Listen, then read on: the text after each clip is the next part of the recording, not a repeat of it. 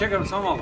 Moram od jednim udarcem. Što jače jednim udarcem gore po sredini, što više po sredini. Malo da vidim ja to. Tako? Ja zazvonim onda. Može.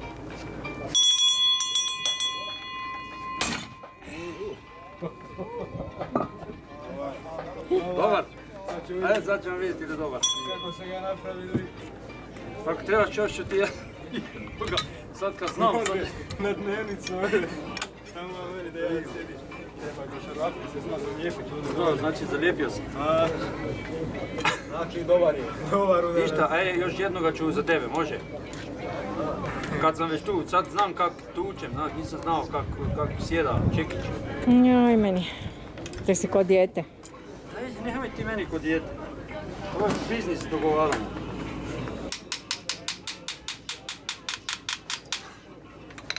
Opa, odličan. Odličan, a? Odličan. Svaka čast. Vidi se, perfektno. Odlično. Ajde, još jednoga pa dam za kavu, pa još jednoga lupim. Može. Sljedeći. Sad ćemo staviti jedan. Samo drži, snimaj sad, tučem ovaj drugu, eure sad mlati. Ti si dosadan.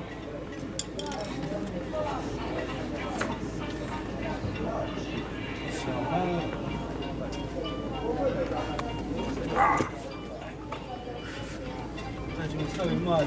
Ajde, mali, čujem maloga. Dok je mali. Čujem od toga maloga napravim veliko.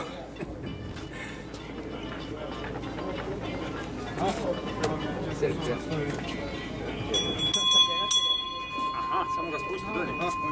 Da ne odleti ručka na Dubrovnik.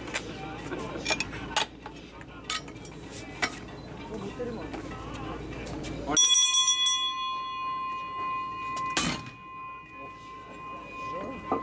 Ovaj će ja mislim, neće ga Mika podigni. Čuj mi reći da tu slabo tuku. Treba ih znati. Odličan. Super. Si vidio? To je to. Sad sam dubrovački kovač.